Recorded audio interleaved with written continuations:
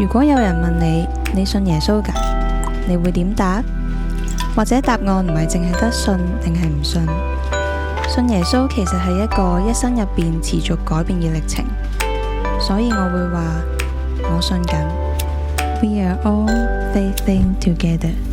各位飛揈嘅聽眾大家好啊，咁呢又嚟到我哋飛揈嘅 podcast 啦。今日呢都係好似上集咁呢，有我哋三位嘅，有我啦，主持人嘉嘉，有我 Edith， 有我阿 Paul。咁我哋上集呢，我哋就探討咗究竟風浪係啲咩啦，或者都講咗少少我哋點樣睇啲風浪啦，唔同人有咩反應啦。咁我哋今日又想探討下，即係另一個都好相關嘅題目啊，好似係一個相反嚟㗎吓，即係有風浪咁係咪即係我哋都人生都可以有其他幸福呢？咁樣睇下咩啊幸福啦，即係諗起啲咩？如果講起幸福嘅話，你哋會？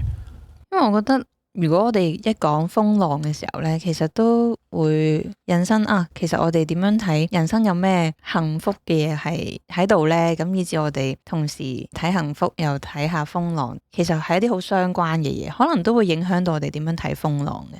阿 Paul 呢？我諗幸福，首先我會諗下究竟係咩意思先咯。可能我哋最容易諗嘅係快樂，即係幸福就係快樂，或者如果用翻風浪會講，會唔會就係一個無風無浪嘅狀態就係幸福呢？咁我會諗起一啲咁嘅概念咯。咁如果我哋今集啦，可能會多啲唔同嘅資料嘅，亦都俾我哋多啲唔同嘅角度可以理解下咩係幸福啦。咁樣喺唔同嘅時代裏邊嘅人，其實佢哋對幸福嘅睇法又係點嘅呢？我又講下，即係可能科普下啲哲學啊。其實你可能 Google 都 Google 到啊。即係如果有啲聽眾中意哲學，我想講下啲古希臘、啲古代人佢哋會諗過啲乜啊？可能你會發覺有啲嘢都相似嘅，有啲人可能你覺得好離奇啦。咁我講下唔同嘅古希臘嘅哲學家佢點樣睇幸福啦。咁有一個叫斯多亞學派咧，佢就會睇咧幸福其實就係理性同知識。咁我冇乜幸福。咩意思？其實我覺得現代人都有嘅，即係有啲人可能覺得我好多有知識，我有好多科學，好理性，我知道萬事萬物嘅規則，咁然後我按住啲規則，我咪可以喺呢個世界活得好好咯。咁同埋我好理性啊嘛，即係我唔會有啲咩，我唔強求一啲我滿足唔到嘅慾望，唔會有啲 irrational 嘅 desire，咁我咪好幸福咯。佢哋覺唔覺得自己幸福噶？咁按佢個 definition，可能佢會覺得係嘅。咁所以其實佢哋引申係一啲，有啲人會將斯多亞呢個字係講嘅，好似一種好禁欲主義，或者一種好節制、好自制嘅一種狀態咯。即係呢個係呢一班人佢哋咁樣睇幸福，理性同知識就係幸福咯。咁應該有班反斯多亞學派係嘛？又未必係反嘅。我又講另一個啦，有一個叫伊壁鳩魯學派啦。咁有啲人會覺得佢講幸福就係追求快樂啦。但係佢個快樂係講嘅一種好永恆、高層次啲精神上嘅快樂，即係佢會講係一啲短暫嘅肉體嘅快樂唔會令你最幸福嘅，你應該追求精神上嘅快樂。意思就係一種你個精神唔俾啲外物干擾，你好安靜、好自在嘅境界，呢個就係幸福咯，一種精神嘅平靜咯。仲有冇其他呢？咁除咗即係咁長遠嘅嘢？咁仲有一啲係會講緊做自己咯，即係你幸福就係你失性而為嘅，即係因為有啲學派佢會覺得我都冇一個確定嘅真理，即係你好難定義一個幸福係所有人一齊共有嘅幸福咯。咁不如各人追求自己想做嘅嘢啦，你做到你自己想做嘅嘢，按你嘅本性而行，或就係幸福咯。即係佢哋係會唔會拗嘅咧？同埋即係我都會諗，咁其實聽落三樣都幾幸福啊！即係係咪咁加埋一齊得唔得嘅咧？咁當然會拗啦，因為佢哋嗰陣時係啲哲學流派之間，佢都會互相寫書啊、交流啊，甚至有啲公開辯論。咁你話係咪可以加埋一齊呢？咁確實係有啲人會講嗰種幸福係一種全人嘅 well-being 多啲嘅，即係一方面你又要有快樂啦，一方面你又係一種好平衡、好中庸嘅狀態。我諗我哋聽嚟講，你當係一個參考咯，冇任何一個理論對於幸福嘅理解係可以說服所有人，或者歷世歷代所有人都係咁樣認同嘅。咁仲有冇其他呢？即係嗰個時代嘅學派。仲有一個呢，佢係會將幸福係睇為係追求善同埋美德咯，即係呢個係亞里士多德嘅諗法咯。即係佢會覺得人生最重要追求唔係嗰啲 happiness， 唔係啲錢啊、榮譽等等，而係最重要就係你活出一個正當嘅目標，即係你要追求一個美善，追求一個美德，可能都有啲似基督教嘅。不過佢會定義嗰個嘅美德係一種中庸之道咯，即係意思係例如你話你食得太好或者食得太差都唔好嘅，你應該食啱啱嘅，即係你就有一個節制，咁你就最幸福啦。又或者可能你個人太過衝動或者太過怯又唔得嘅，你要啱啱好嗰種勇敢，咁你就最幸福啦。佢會有一種咁嘅定義咯。咁呢度所講嗰啲咧，都一嚟就係有少少虛嘅，即係其實唔係話有啲咩好實際啊，追求自由啊，或者咩滿足啊，豐衣足食，冇呢啲咁樣嘅嘢啦。咁第二就係好似即係都係你自己點睇咁樣出發噶，係咪都幾關乎我個人、我自己、我內在係點樣樣，就係佢哋會關注一個人幸福嘅狀態咧。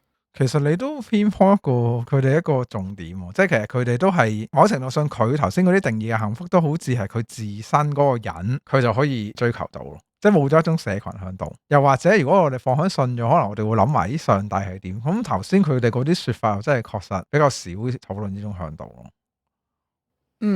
咁我哋聽咗少少古希臘時代嘅人去提倡啦。如果講翻近代少少嘅話，又有啲乜嘢人佢哋提出關於幸福嘅概念呢？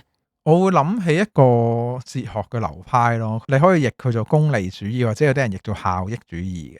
即係其實佢哋嘅諗法就係呢，都好單純嘅。佢將個幸福定義為係你加大咗個快樂同減少咗個痛苦咯。不過佢會諗其實係成個社群咯，即係佢有一個咩最大幸福原則。我某樣嘢做係合乎倫理或者係好呢，就代表佢令到最多人係加大咗個幸福，令到最多人減少咗最多個痛苦，咁就最幸福咯。不過佢都會有個小心嘅位嘅，即係佢將個快樂嘅定義，佢都會分咗啲所謂低層次同高層次啲嘅快樂啦。即係如果你話純粹係食好飲好咁我就快樂，咁佢就話鼓勵你追求啲高層次啲，即係可能例如好努力學下捉棋，好努力學下彈琴，你就會 enjoy 到一種更深層次嘅快樂啦，唔係就係追嗰啲可能肉體上或者係物質上嗰種快樂咯。咁呢個係都可能好多人會咁樣諗嘅，大家多啲快樂少啲痛苦，咁嗰樣嘢就係好事，係正當嘅事咯。我知呢一個效益主義咧，最大幸福原理通常會係用嚟喺啲哲學嘅辯論嗰度咧，就去拗下嗰啲嘢係咪合乎倫理嘅。通常你哋會用呢一樣主義去咁樣去用啦。我又會諗啦，咁其實我哋人咧，或者我哋翻去聖經入邊咧，我哋係咪應該追求幸福嘅咧？或者聖經有冇講啲乜嘢？我哋應該點做嘅咧？呢個係好得意嘅位嚟嘅，因為如果你有印象咧，你細心睇聖經咧，佢比較少用到幸福呢個字咯，或者英文佢係 happiness 啊，我哋比較少有直接講呢個字。咁比較多其實反而係，如果你有印象係會講咩係有福咯，即係好似一個 blessed 嗰個概念咯。所以其實聖經入邊佢講嗰種幸福，佢唔係講緊一種你感受上或者係你喺物質上你 enjoy 到啲咩嘅一種嘅狀態，佢比較多係講緊你同上帝嗰個關係。即係如果你講舊約，可能有啲經文你會好熟悉，就係講你嗰啲喜愛耶和華律法嘅人就係有福啦。咁佢就會話你如果用翻幸福呢個字，覺得呢啲人就係最幸福啦。如果你新約，可能你會諗起八福咯。但係八福其實都吊詭噶嘛，即係佢係好少少倒翻轉講我哋平日講嗰啲嘢，即係佢講你貧窮嘅人係有福，你嗰啲飢餓嘅人或者可能係你為義受逼迫嘅人係幸福，所以其實佢都係唔係講緊一種響你外在生活上係好如意嘅一個狀態咯。佢好強調係我同上帝有一個好嘅關係，我遵守佢嘅律法，出一個正直公義嘅生命，咁呢個係一個有福嘅狀態咯。簡單嚟講，聖經係咁樣。但係有時我睇啲經文咧，或者我覺得好似普遍啲人會諗嗰個關於幸福嘅概念咧，其實都可能會影響佢點樣睇呢啲經文。即係因為你理解咁樣就有福啦，或者喺中國人嘅思維會唔會就係你做咗呢啲嘢咧，佢就會賜你想要嗰個幸福俾你啊，而唔係呢啲嘢就等於有福嘅狀態咯。係啊，所以其實好微妙嘅，即係你同嗰啲哲學家一樣嘅，即係你覺得你最終個 end point 係啲乜咯？即係好似例如喺聖經嚟講，佢最終個 end point 其實就係喺上帝本身。咁你律法都係你同上帝關係嗰種延伸啦。所以佢覺得，既然我同上帝有最好嘅關係，呢個咪係最正嘅幸福咯，即係最高嘅美善咯。而其他嗰啲祝福只不過係你同上帝有好嘅關係嘅副產品。因為我同上帝關係好，我又有富足，即係可能亞伯拉罕好多隻羊，咁佢都好開心。但係佢可能更加重視同上帝嘅關係。但係如果頭先嗰種說法咧，可能佢將個 end point 擺咗響我哋諗嘅一種外在嘅幸福，即係而神只不過係中間嘅手段咯。點解要同神關係好？係因為我同佢關係好，咁我就可以有多啲羊啦，即係我可以多啲錢啦。咁呢個係個次序上係唔同咯，佢嗰個理解。咁當然聖經佢會講嘅，我哋唯一嘅 end point 係響上帝本身咯。咁如果用呢一個理解去睇幸福嘅時候，其實好似同我哋平時諗即係幸福呢個字都好唔同。可能如果我哋 end point 係喺同神關係，但係都有啲經文係話，耶和華係我嘅牧者，我必不致缺乏。或者你都會主禱文，我哋祈禱有日用嘅飲食，其實都有一定程度係一啲生活所需啦，或者回應我哋生活日常嘅一啲需要嘅嘢，或者都俾我哋快樂嘅嘢咁樣。但係我哋又上一集講人生嘅風浪嘛，即係好似好多痛苦嘅嘢，其實我哋都係避唔過咁樣。點樣去理解我哋而家嘅人啦，活緊喺呢個世代裏邊啦，或者我哋作為信徒，我哋係唔係只有苦呢？定係我哋點樣去看待我哋喺神入邊嘅幸福呢？咁樣或者可以講下我哋個現況先嘅，即係頭先講係一種喺哲理上你點樣理解幸福啊嘛。咁但係如果你話我哋睇一個人佢外在生活嘅狀態，咁其實而家我唔知聽眾覺得而家活得好唔好啦，即係佢哋嘅物質生活、文化生活係咪幸福啦？咁但係其實如果你從個數據上呢，其實我哋真係比以前嘅世界係活得舒適咗，或者係活得好咗好多嘅。我可以試下分享少少一啲片段，我可能太多數字，我先唔講數字啦。我嗰陣時睇一本書咧，我好深刻就係佢講到洗衣機嘅。咁我哋而家應該 general 每個人屋企都會有啦。咁你覺得呢個係必須噶啦？但係例如我睇嗰個作者咧，佢講佢可能爺爺嫲嫲嘅年代咧，佢係未有呢個科技嘅。可能我哋想象唔到咧，就係可能佢嫲嫲咧，佢一生人係用咗好多時間，就係為佢成屋嘅人洗衫咯。因為佢好花時間，你未有洗衣機之前，咁而佢講個片段好深刻就係咧，去到個作者佢幾歲到啦，咁佢屋企咧就儲到錢買到第一部洗衣機咯。咁然後當有呢個第一部洗衣機嘅時候，佢哋係有個開幕嘅一個，即係好似一個儀式，啟用大典，係一個啟用嘅典禮。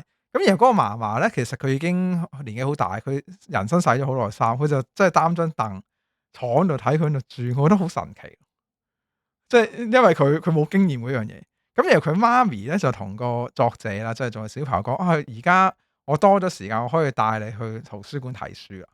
即係其實可能我哋想象唔到，原來可能我哋覺得而家啲科技好似都習以為常，但係其實個科技本身佢真係釋放咗嗰個人佢某啲嘅空間或者時間，佢可以追求到其他嘢，係佢哋以前嘅人佢冇一個咁樣嘅機會咯。咁所以可能呢啲都係我哋可以感恩嘅地方嚟，即係原來只係一個洗衣機，原來已經係影響咁大。又或者係水咯，即係有時我諗起我媽咪都係，即係我媽咪佢經歷過以前嗰啲咩60幾年咩制水嗰啲時代啦，即係我唔知有冇聽眾又會記得或者聽嘅人講，咁佢係講你每4日可能得4個鐘有水，咁你諗下其實係極度唔方便嘅，咁但係而家我哋係可能習以為常，你長期就會有食水可以用，咁呢啲都係一啲喺個物質上或者科技上，我哋看似其實我哋應該係比以前嘅人幸福或者活得更好嘅一啲嘅嘢咯。真係好難想象啊！即係原來去圖書館係好值得感恩嘅事，但係而家我哋成個圖書館喺度都冇時間睇書。咁所以我又會諗咁嗱，咁總會有時都會聽有啲人覺得啊，自己唔夠幸福啦，係咪我哋講咗呢啲啊，即係我哋比以前嘅人幸福，佢就會幸福嘅咧？咁樣其實呢個好得意嘅，因為我諗起呢個問題咧，我就諗起我睇過一啲社會學研究咧。佢係講緊一個人咧，佢好多時候佢諗自己嘅幸福，佢唔係諗緊自己嘅 absolute value，即係佢唔係諗我而家擁有嘅嘢，佢諗嘅係同佢身邊接觸嘅人嘅 comparison，即係佢同身邊啲人比。我舉一個好有趣嘅研究啊，俾大家思考下。咁嗰陣時喺美國佢仲打緊二戰咧，佢就研究一啲士兵啦，咁佢要徵兵啊嘛，咁正常你俾人徵兵，你會唔開心啊嘛？咁佢就研究咧，例如一個教育程度高啲啊，我讀咁多年書，你都捉我去打仗，咁佢應該係會更加唔開心噶嘛？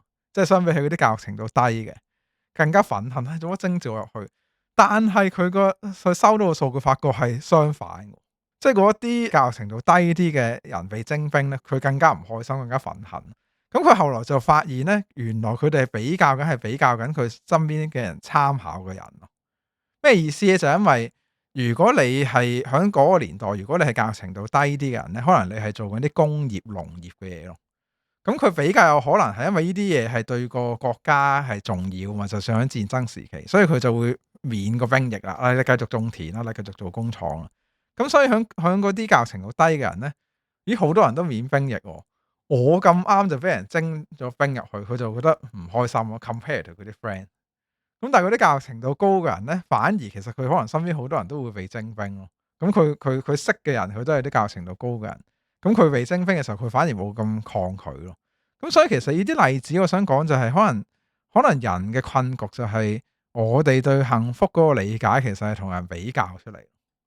即係你覺得你比身邊人好，你先幸福咯。你唔諗自己嘅 absolute value。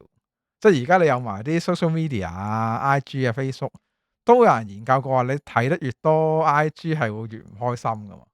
原因係因為你 post 出嚟嘅啲嘢通常係會相對係你揀啲靚啲、開心啲嚟 post 嘛。咁有時你唔為意，覺得點解佢哋成日去旅行食好嘢，其實佢都唔係嘅，即係只不過佢影出嚟係。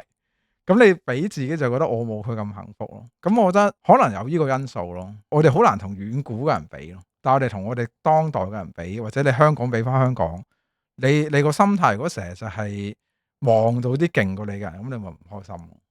所以其實呢個關鍵係在於，一嚟係你會 classify 乜嘢人同你同 rank 啦，你比較緊嘅究竟係啲咩人啦？咁可能有時候聖經都教我哋要學習感恩呢。我諗我哋都唔係好識嘅，其實我哋要點樣去真正地感恩到？可能有時我哋會覺得，我能夠呼吸呢啖空氣，我要感恩咁。你講出嚟，覺得自己有啲廢咁嘛，即係覺得好似夾硬感恩咁樣。咁可能就係其實我哋自己未可以真正地體會到嗰樣嘢點樣好，咁以至我哋都好難話完全地由心地感恩咁樣咯。或者可能諗另一個向度啦，即係有時我哋咪會講聖經嗰種施比受更為有福嘅。即係可能如果你用呢個原則去諗，可能你特別關心一啲比你更有需要嘅人，都會提升你幸福感嘅。即係除咗你服侍佢本身都係神喜悅啦。咁但係如果我哋願意，我有餘，我仲可以幫到其他人，可能你從呢個 comparison 嘅角度都係會提升你幸福感嘅。好啊，咁我哋呢一集呢都聽咗好多唔同嘅學派啦，又聽咗好多以前嘅人其實佢哋嘅生活係點樣啦。可能你諗深一層呢，我哋其實都真係有好多而家好好嘅嘢啦，我哋有得上網啦，我哋有乾淨嘅水啦，可以隨時食到世界各地嘅水果啦，或者我哋有好多擁有嘅嘢，冷氣，我哋根本係處於一種好舒適嘅狀態嘅，比起以前嘅人。但可能我哋都仍然會有啲嘢係覺得唔滿足，或者覺得想好啲嘅。咁唔知聽完今集之後，大家又有咩諗法呢？我諗呢一集咧都係俾我哋有多少少概念，可能我哋過往喺個信仰入邊咧，我哋都會攝咗呢一啲關於我哋對於幸福嘅概念咧喺我哋嘅追求裏邊啦，我哋想要嘅嘢裏邊，我哋嘅信仰入邊嘅。當我哋意識到我哋嘅諗法其實係點樣樣啦，我哋呢啲嘅信念嚟自邊度嘅時候咧，可能我哋又會對於點樣去看待我哋嘅人生啦，點樣去看待唔同嘅風浪，或者點樣去睇其他人面對緊嘅事情咧，都會有唔一樣嘅諗法咁樣啦。咁啊，鼓勵你可以同我哋分享一下啦。如果你有興趣嘅話，可以留言俾我哋啦，講下你自己係點樣睇嘅。咁我哋下一集咧就會講多啲面對人生嘅風浪啦，我哋可以點樣面對，同埋咧，如果你身邊嘅人都面對緊唔同嘅風浪嘅時候，你又可以點樣去幫助佢哋啦，陪伴佢哋。咁我哋下一集再見啦，拜拜。拜拜。